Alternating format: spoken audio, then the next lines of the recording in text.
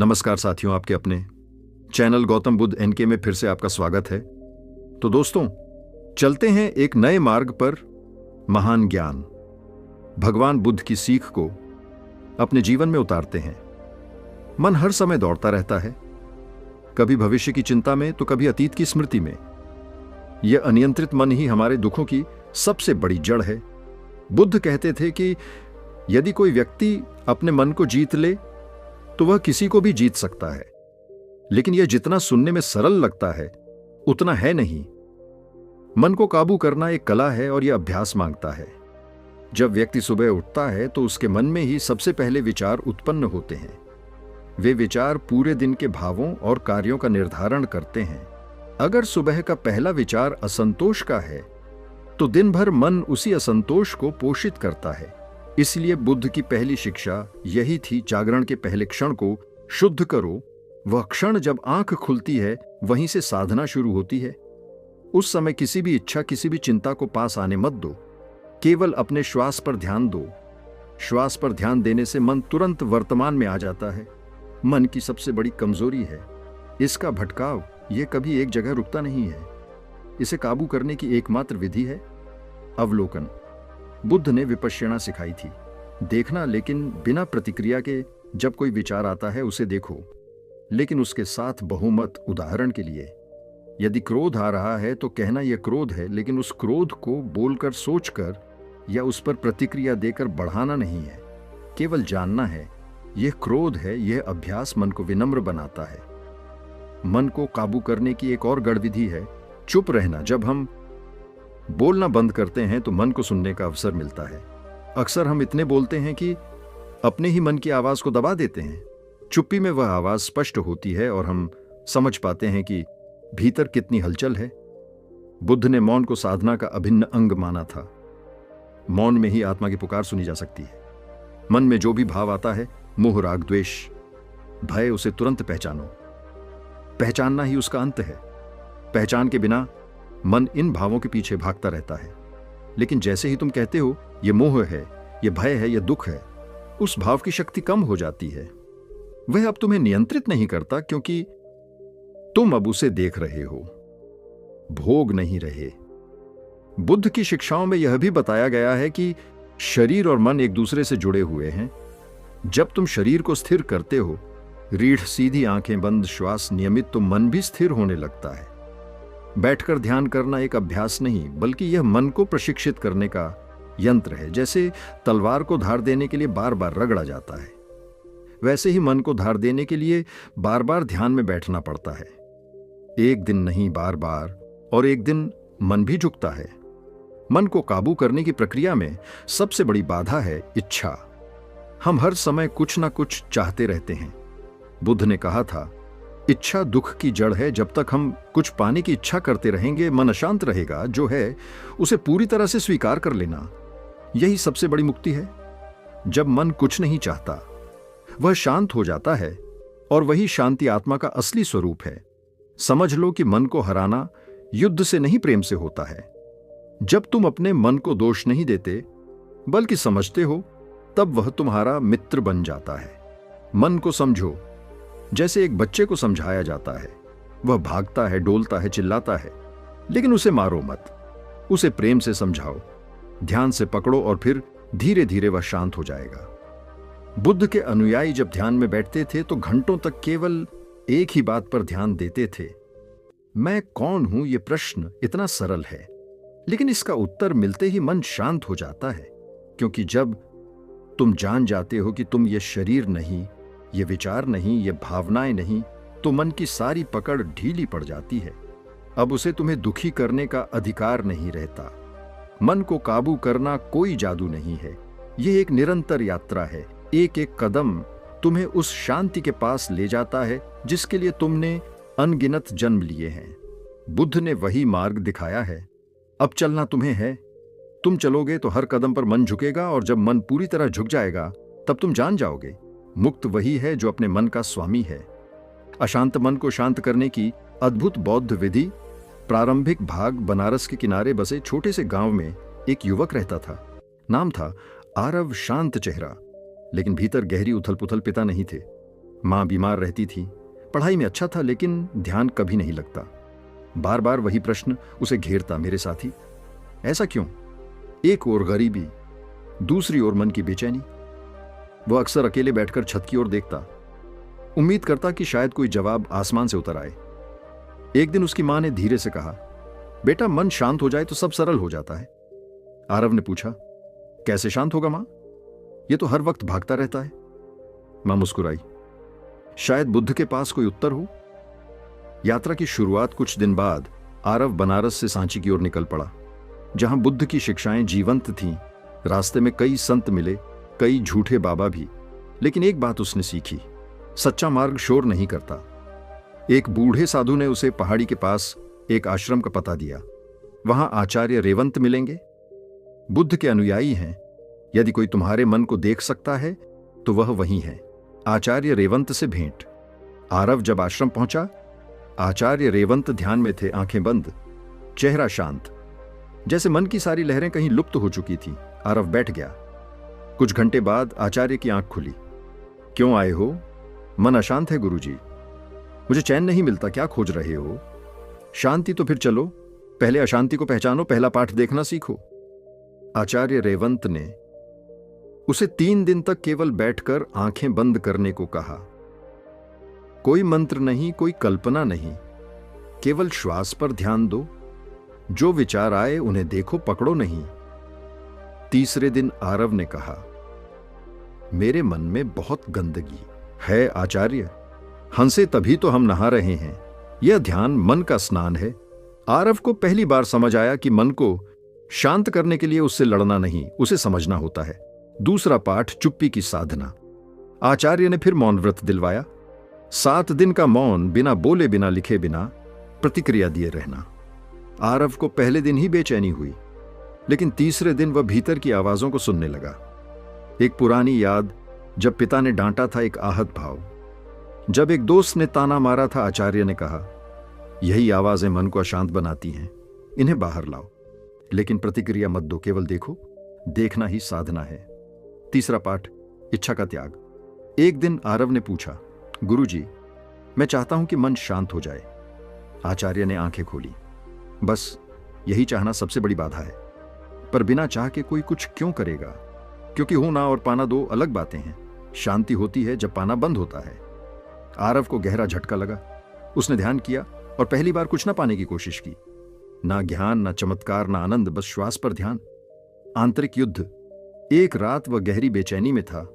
मन जैसे शोर कर रहा था। क्या पा लिया? कुछ बदला, वह भागने को हुआ। लेकिन आचार्य रेवंत आ गए। क्या हुआ गुरुजी? मेरा मन मुझे तोड़ रहा है। अच्छा है, जब तक मन तुम्हें तोड़ेगा नहीं, तब तक वह टूटेगा नहीं। उस रात आरव ने अपने भीतर की सबसे गहरी पीड़ा को देखा, एक निरर्थकता का डर। उसने रोना चाहा लेकिन नहीं रोया। उसने भागना चाहा लेकिन बैठा रहा। और पहली बार मन चुप हो गया। बुद्ध का ज्ञान। एक दिन आचार्य ने उसे बुद्ध की एक मूल शिक्षा सुनाई। यथा छपा संवत्ता यथा कट्ठ एवं दम्मा। विषयुक्त मरणता शब्द जैसे सूखे पत्ते बिखरते हैं, वैसे ही सब कुछ एक दिन समाप्त होता है। आरव को समझ आया, जिसे हम पकड़ते हैं वह चला जाता है, जिसे जाने देते हैं वही ठहरता है। अंतिम ध्यान 4 महीने बीत चुके थे। आरव अब शांत था, लेकिन वह जानता था कि यह केवल शुरुआत है। आचार्य ने कहा, अब एक अंतिम साधना है। जाओ जंगल में और अकेले ध्यान करो। भोजन नहीं, संग नहीं, केवल प्रकृति और तुम। आरव गया। 3 दिन कुछ नहीं हुआ। चौथे दिन उसने एक पक्षी को देखा जिसका पंख टूटा था, लेकिन वह फिर भी उड़ने की कोशिश कर रहा था। वह दृश्य उसके मन में उतर गया। मन भी टूटा है, लेकिन उड़ना संभव है। उस रात उसने अपने भीतर कुछ टूटते सुना। पुराना डर, पुरानी इच्छाएं, पुरानी पहचानें, और वह मौन में डूब गया। शांति की प्राप्ति। आरव लौटा। आचार्य मुस्कुराए। अब तुम वही हो जो देख सकता है मन को, संसार को, दुख को और शांति को भी। आरव ने कहा, अब भीतर कुछ नहीं बचा, केवल एक गूंज शांति की। आचार्य बोले, अब तुम लौट जाओ। शांति केवल पाने के लिए नहीं, बांटने के लिए भी है। गांव में वापसी। आरव लौट आया। पहले वाला घर वही बीमार, मां वही भूख, बट सब कुछ बदल चुका था, क्योंकि अब मन शांत था। अब वह मां को एक तक देखता और श्वास लेता। जब कोई ताना मारता वह प्रतिक्रिया नहीं देता। जब अकेलापन आता वह उसमें बैठ जाता, कथा का सार। वर्षों बाद वह स्वयं एक आचार्य बना, लोग उसे गुरु मानते थे, लेकिन वह कहता था, मैं कोई गुरु नहीं, केवल एक साक्षी हूं जिसने अपने मन की हलचल देख ली और फिर उसे जाने दिया। किसी शिष्य ने पूछा, गुरुदेव सबसे बड़ी शिक्षा क्या है? आरव ने कहा, यह जानना कि तुम्हारा मन तुम नहीं हो। मन की कमजोरी को शक्ति में बदलने का बौद्ध रहस्य बहुत समय पहले की बात है।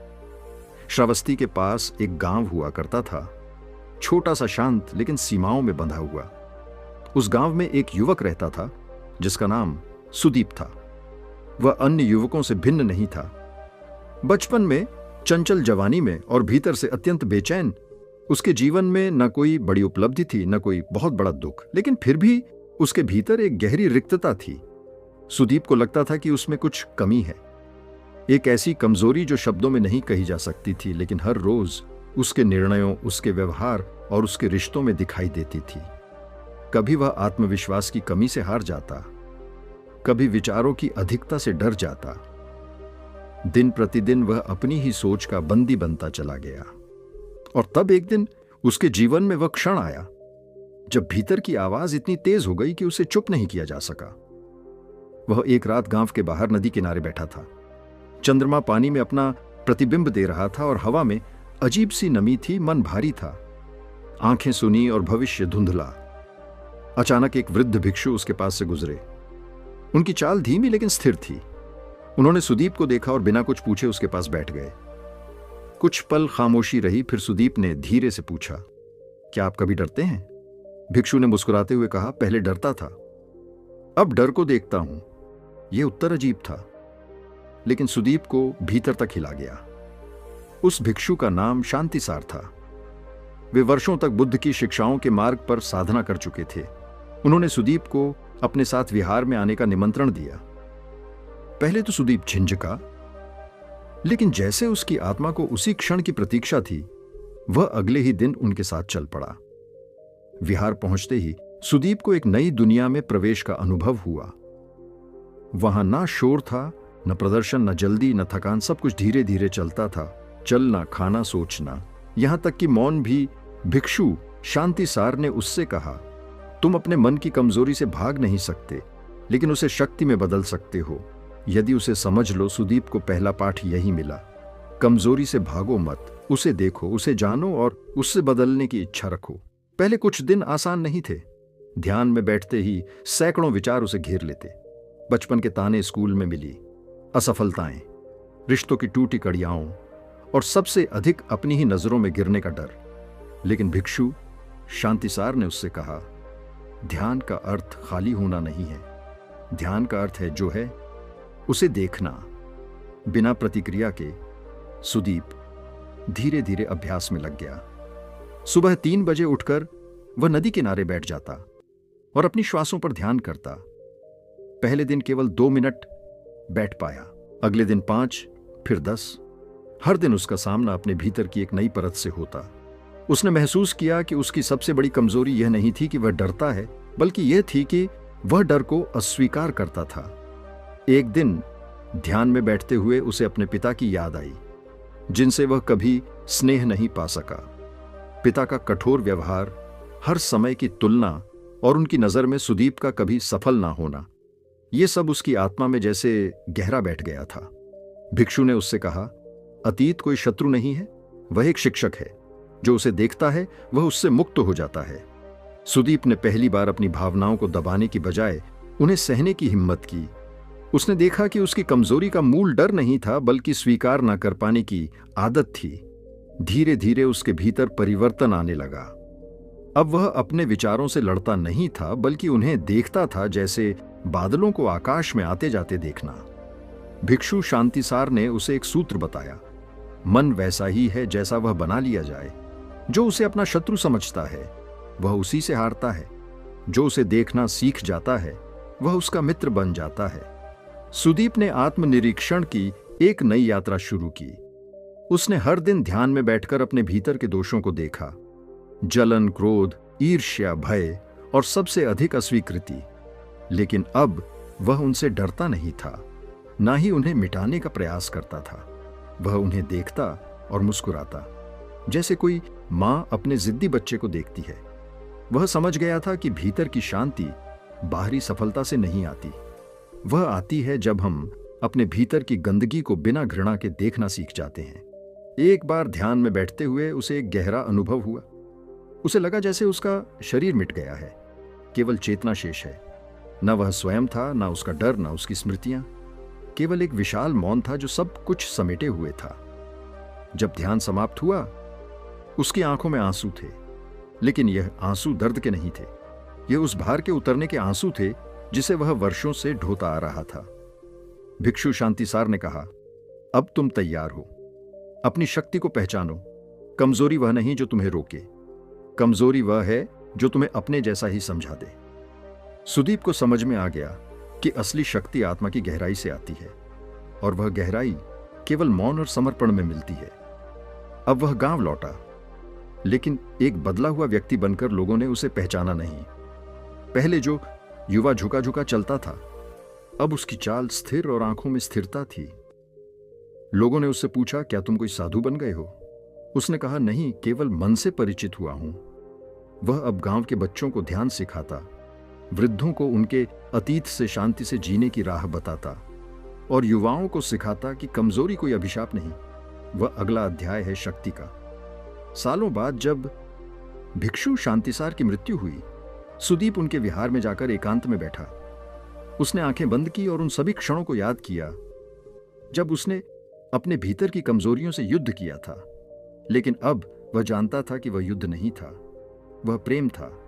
आत्मा के उस हिस्से से प्रेम करना जिसे उसने तिरस्कृत किया था। उसने भीतर ही भीतर कहा, धन्यवाद गुरुदेव, आपने मुझे मेरे मन से मिलाया, और उसी दिन से मेरा पुनर्जन्म हुआ। वह दिन था जब सुदीप ने अंतिम बार अपनी कमजोरी को देखा और मुस्कुराते हुए कहा, तू शक्ति है जब तू समझी जाती है। मन को जीतकर जीवन को कैसे बदले? बुद्ध का मार्ग बहुत समय पहले उत्तर भारत के एक छोटे से गांव में एक युवक रहता था जिसका नाम ध्रुव था। उसका जीवन साधारण था, लेकिन उसके भीतर असाधारण बेचैनी थी। दिन भर खेतों में काम करता, रात को थक कर सो जाता, पर उसके मन में एक प्रश्न बार बार उठता, क्या यही जीवन है? क्या मन का यह भटकाव कभी रुकेगा? ध्रुव के पिता एक किसान थे, मां एक सीधी सादी गृहिणी। बचपन से ही ध्रुव को समझाया गया था कि जीवन कठिन है, मेहनत ही एकमात्र उपाय है। लेकिन जैसे जैसे वह बड़ा हुआ, उसने महसूस किया कि केवल मेहनत करने से शांति नहीं मिलती। उसका मन हर समय चिंताओं, इच्छाओं और डर से घिरा रहता था। उसे समझ में नहीं आता कि वह क्यों बेचैन है, क्यों कभी भी संतुष्ट नहीं हो पाता। एक दिन गांव में एक भिक्षु आया। उसने गांव के चौपाल में बैठकर बुद्ध की शिक्षाओं पर प्रवचन दिया। उसने कहा, मन ही दुख का कारण है। जब तक तुम अपने मन को नहीं समझते, तब तक तुम स्वयं को नहीं समझ सकते। ध्रुव को यह वाक्य भीतर तक छू गया। उसने पहली बार महसूस किया कि शायद उसका असली शत्रु बाहरी परिस्थितियां नहीं, बल्कि उसका अपना मन है। उस रात वह सो नहीं पाया। उसके भीतर एक निर्णय पनप रहा था, वह इस बेचैन मन को समझेगा, उसे जीतेगा। अगले दिन वह भिक्षु से मिलने गया। उसने उनसे विनम्रता से पूछा, क्या आप मुझे सिखा सकते हैं कि मन को कैसे जीता जाए? भिक्षु ने मुस्कुराते हुए कहा, यह मार्ग कठिन है, लेकिन यदि तुम संकल्प से भरे हो तो मैं तुम्हें मार्ग दिखा सकता हूं। इस प्रकार ध्रुव ने गांव छोड़ने का निर्णय लिया। वह भिक्षु के साथ एक बौद्ध विहार में चला गया, जहां सैकड़ों साधक ध्यान, अनुशासन और मौन के माध्यम से अपने मन को साधने की कोशिश कर रहे थे। विहार में जीवन पूरी तरह से बदल गया। सुबह 3 बजे उठना, स्नान करके ध्यान कक्ष में बैठना, मौन में भोजन करना और दिन भर आत्मनिरीक्षण में डूबे रहना। पहले कुछ दिन ध्रुव को लगा कि यह सब उसके लिए नहीं है। मन बार बार इधर उधर भागता, पुराने विचार और इच्छाएं उसे घेर लेती, लेकिन वह भागा नहीं। हर बार जब उसका मन भटकता, वह उसे फिर से श्वास पर ले आता। धीरे धीरे उसने सीखा कि मन को जीतना युद्ध लड़ने जैसा नहीं है। यह तो प्रेम से, करुणा से, मौन से किया जाने वाला कार्य है। भिक्षु ने उसे सिखाया कि विचार आना स्वाभाविक है, लेकिन उन विचारों से जुड़ जाना ही दुख का कारण है। एक दिन ध्यान करते हुए उसे ऐसा अनुभव हुआ जो उसने कभी ना जाना था। उसके भीतर एक गहरा मौन था, ना कोई विचार, ना कोई छवि, केवल शुद्ध उपस्थिति। जैसे ही वह ध्यान से उठा, उसकी आंखों से आंसू बह निकले। वर्षों से जो पीड़ा उसके भीतर दबी थी, वह पिघलने लगी थी। भिक्षु ने कहा, तुम अब देख पा रहे हो, जब मन मौन होता है तब आत्मा बोलती है। अब ध्रुव ध्यान में अधिक गहराई से उतरने लगा। उसने अपने भीतर की कमजोरियों को देखना शुरू किया। अपेक्षा, अहंकार, तुलना, ईर्ष्या। पहले वह इन भावनाओं से घबराता था, अब वह उन्हें देखता और उन्हें स्वीकार करता। धीरे धीरे उसका चेहरा बदलने लगा। उसकी आंखों में स्थिरता आ गई, चाल में धीमापन और वाणी में मौन का स्पर्श। अन्य साधकों ने देखा कि ध्रुव अब केवल अभ्यास नहीं कर रहा था, बल्कि ध्यान उसका स्वभाव बन चुका था। विहार में 5 साल बीते। एक दिन भिक्षु ने उसे बुलाया और कहा, अब समय आ गया है कि तुम इस ज्ञान को दूसरों तक पहुंचाओ। मन को जीतने का अर्थ केवल स्वयं को सुधारना नहीं, बल्कि दूसरों की पीड़ा को भी समझना है। ध्रुव गांव लौटा। पहले लोग उसे पहचान नहीं पाए। उन्होंने देखा कि वह अब पहले जैसा नहीं रहा। अब उसमें क्रोध नहीं था, जल्दबाजी नहीं थी, शिकायत नहीं थी। उसकी उपस्थिति मात्र से लोग शांत हो जाते थे। उसने गांव में एक छोटा सा ध्यान केंद्र खोला, जहां वह युवाओं को ध्यान सिखाता, वृद्धों को मौन का अर्थ समझाता और बच्चों को मन की सरलता का महत्व बताता। धीरे धीरे उसका संदेश फैलने लगा। दूर दूर से लोग उससे मिलने आते। एक दिन एक युवक उसके पास आया और बोला, मुझे समझ नहीं आता कि मेरा मन हर समय भटकता क्यों है, मैं क्या करूं? ध्रुव ने मुस्कुराकर कहा, भटकना मन का स्वभाव है, लेकिन जब तुम भटकाव को देखना सीख जाओगे, तब वही मन तुम्हारा मार्गदर्शक बन जाएगा। उस दिन युवक को लगा जैसे उसके भीतर कोई ताला खुल गया हो। यही ध्रुव की शक्ति थी। वह किसी को बदलता नहीं था, केवल उन्हें स्वयं से मिलवाता था। जीवन के अंतिम वर्षों में ध्रुव ने कहा, बुद्ध का मार्ग कठिन नहीं, स्पष्ट है। यह मार्ग भीतर जाने का है। जब तुम अपने भीतर के जंगल में प्रवेश करते हो, तब तुम्हें वहां भय, भ्रम और अकेलापन मिलता है। लेकिन यदि तुम डरे बिना चलते जाओ, तो उसी जंगल में तुम्हें शांति, प्रेम और सत्य भी मिलेगा। और यही बुद्ध का मार्ग है, मन को जीतकर जीवन को बदलने का। विचारों पर नियंत्रण की गुप्त बौद्ध तकनीक बहुत समय पहले की बात है। मगध राज्य के एक शांत गांव में एक युवक रहता था, जिसका नाम आकाश था। वह सामान्य जीवन जीता था, परिवार के साथ रहता था, खेतों में काम करता, पशुओं की देखभाल करता। लेकिन उसके जीवन में एक असामान्य बात थी। उसका मन कभी शांत नहीं रहता था। उसका मस्तिष्क विचारों के सागर में डूबा रहता, हर समय कुछ न कुछ सोचता रहता। कभी वह अतीत की घटनाओं को याद करता, कभी भविष्य की आशंकाओं में घिर जाता। उसने कितनी बार प्रयास किया, लेकिन विचारों की इस बाढ़ को रोक नहीं पाया। उसका मन कभी चैन नहीं लेता था। वह सोते समय भी विचारों से घिरा रहता, सपनों में भी सोचता रहता। यह स्थिति उसके जीवन को कष्टकारी बना रही थी। उसके माता पिता भी चिंतित थे कि उनका बेटा दिन रात सोचता ही रहता है, लेकिन समाधान किसी के पास नहीं था।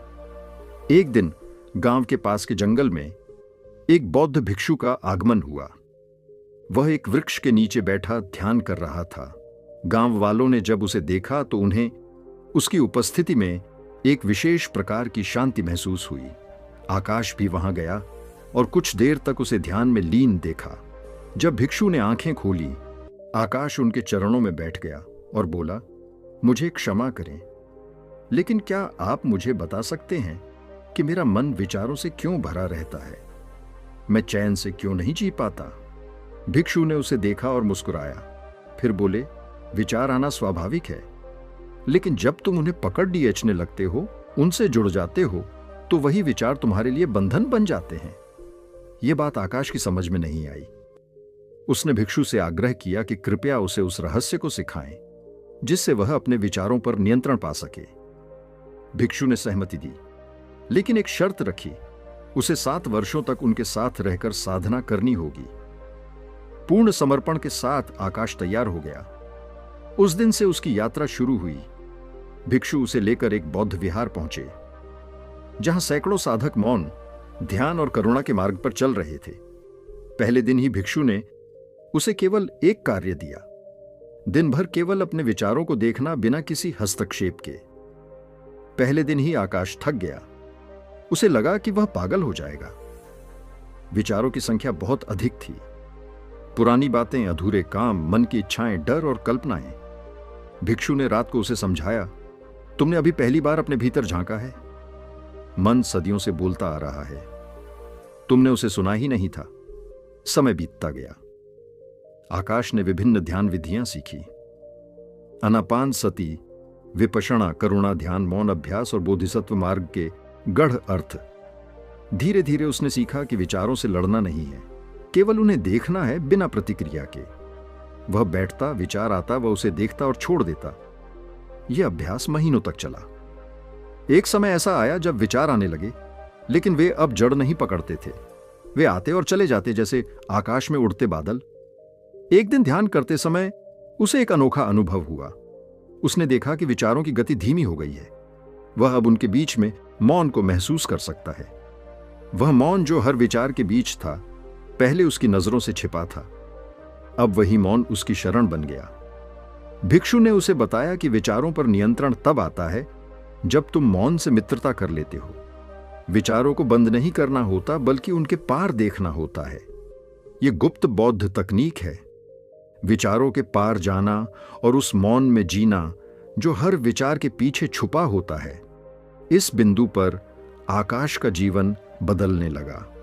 वह अब शांत हो गया था। उसकी वाणी में स्थिरता थी, उसकी आंखों में गहराई थी। अन्य साधक भी उससे प्रेरित होने लगे। 7 वर्षों के अंत में भिक्षु ने कहा, अब तुम उस स्थिति में हो जहां तुम विचारों के आने और जाने को देख सकते हो, बिना विचलित हुए। अब तुम्हारा समय है इस ज्ञान को दूसरों तक पहुंचाने का। आकाश ने अपने गांव लौटने का निर्णय लिया। जब वह गांव पहुंचा तो सब लोग चकित रह गए।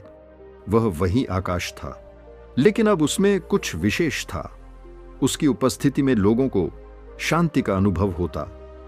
उसने गांव के पास एक ध्यान केंद्र बनाया, जहां वह प्रतिदिन गांव के लोगों को मौन बैठने का अभ्यास कराता, बच्चों को भावनाओं को पहचानना सिखाता, युवाओं को अपने विचारों को समझने की कला सिखाता। धीरे धीरे लोग समझने लगे कि विचारों को नियंत्रित करने का अर्थ उन्हें बंद करना नहीं, बल्कि उन्हें जानना, उन्हें समझना और अंततः उनसे परे जाना है। आकाश ने सिखाया कि जब हम विचारों को गंभीरता से लेना बंद कर देते हैं तो वे अपना वर्चस्व खो देते हैं।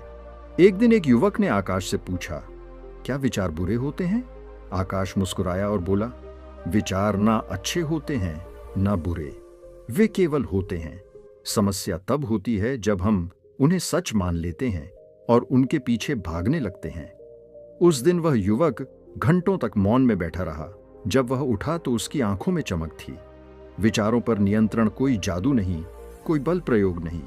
यह तो एक गुप्त कला है जिसे बुद्ध ने हजारों वर्षों पहले खोजा था। यह कला सिखाती है, देखो, समझो और छोड़ दो।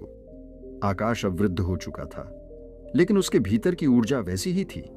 उसने जीवन भर एक ही शिक्षा दी, मन को जीतना है तो विचारों को नहीं। अपने ध्यान को मजबूत बनाओ। ध्यान की गहराई ही विचारों की ऊंचाई को पार कर सकती है। और यही थी वह गुप्त बौद्ध तकनीक जिसे जानकर आकाश ने न केवल अपने मन पर विजय पाई, बल्कि असंख्य लोगों के जीवन को भी शांति और स्थिरता से भर दिया।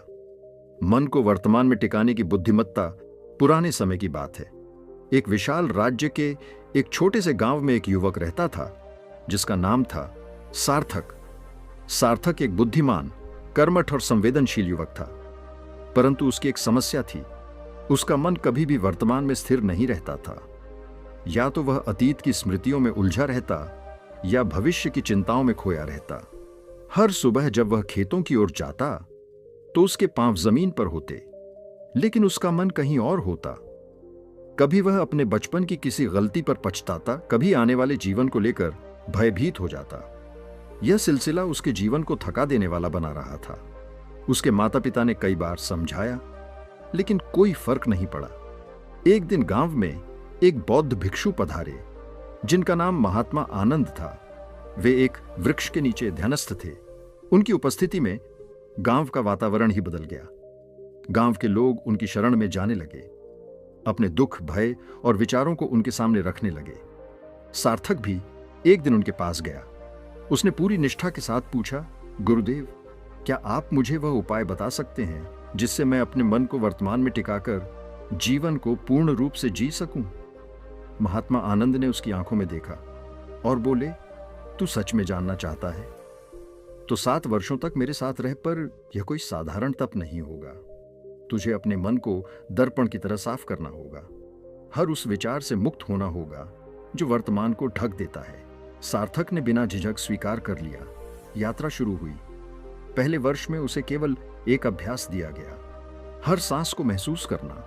यह सरल लग रहा था, लेकिन जितनी बार वह सांस पर ध्यान देता, उसका मन भटक जाता। कभी भोजन की चिंता, कभी परिवार की याद, कभी अपने भविष्य की योजनाएं। गुरु ने हर रात उसे समझाया, तू जब सांस लेता है तब तू जीवित है। जब सांस पर ध्यान टिकता है तभी तू वर्तमान में टिकता है। जीवन वही है जो अभी है, न कि कल था या कल होगा। दूसरे वर्ष में उसे चलते समय ध्यान का अभ्यास करवाया गया। हर कदम के साथ उसे मैं चल रहा हूं, मैं सांस ले रहा हूं, मैं देख रहा हूं, यह महसूस करना था। इस अभ्यास ने उसे शरीर और मन के बीच की दूरी को समझने में सहायता की। तीसरे वर्ष में गुरु ने उसे अनित्य का ध्यान सिखाया। उसे हर वस्तु को देखना था और मन ही मन दोहराना था, यह भी अनित्य है, यह भी क्षणिक है। इससे उसके भीतर की पकड़ ढीली होने लगी। वह अब धीरे धीरे समझने लगा था कि जो बीत गया उसे पकड़ने की कोई जरूरत नहीं, और जो आने वाला है वह अनिश्चित है। केवल यह पल ही सच्चा है, केवल यही पल जीवन है। चौथे वर्ष में उसे प्रतीक्षा ध्यान का अभ्यास सिखाया गया। उसे किसी भी प्रतिक्रिया को रोके रखना था।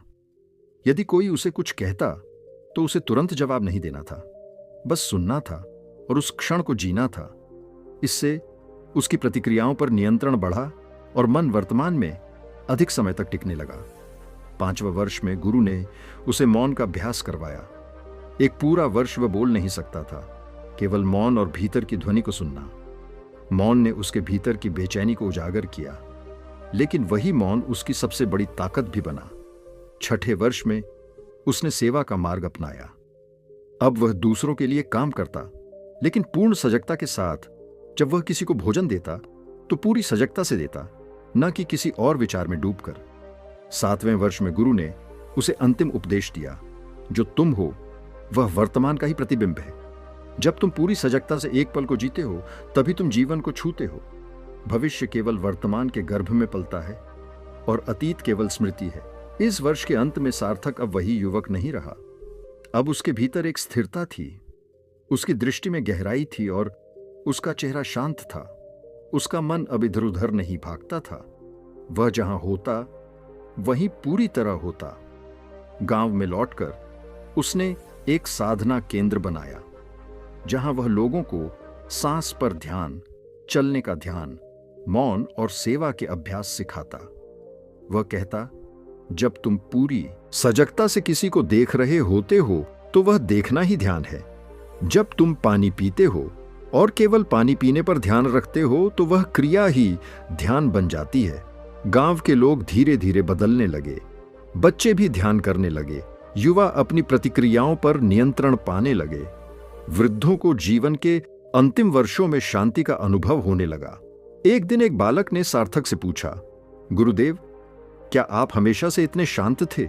सार्थक मुस्कुराया और बोला, नहीं पुत्र, मैं भी तुम्हारी तरह था। मेरा मन अतीत और भविष्य की सीढ़ियों पर चढ़ता उतरता रहता था, लेकिन मैंने बुद्ध का मार्ग चुना, वर्तमान में जीने का मार्ग, और वही मेरी मुक्ति का द्वार बन गया। उस दिन से गांव में एक नई परंपरा शुरू हुई। हर कार्य से पहले सभी एक सांस लेते और उसे पूरी सजगता से महसूस करते। यह एक छोटी सी परंपरा थी, पर इसका असर गहरा था। समय बीता, सार्थक वृद्ध हो गया, लेकिन उसकी उपस्थिति में अब भी वही ताजगी, वही ऊर्जा थी। उसकी अंतिम सांस के क्षण में भी वह केवल एक ही बात कह पाया, यह पल यही जीवन है, और यही पल यही जीवन है। और यही बुद्ध की सच्ची बुद्धिमत्ता थी। मन को वर्तमान में टिकाना, ना भागना, ना पकड़ना, बस होना, पूर्णता से जीना। क्योंकि जहां मन वर्तमान में टिक जाता है, वहीं जीवन खिल उठता है। अगर आपको यह वीडियो दिल से अच्छी लगी हो तो ही इस वीडियो को लाइक कर देना और अब तक इस चैनल को सब्सक्राइब ना किया हो तो चैनल को सब्सक्राइब भी जरूर कर देना। आपका हर दिन शुभ हो और खुशियों से आपका जीवन भरा रहे। धन्यवाद। नमो बुद्धा।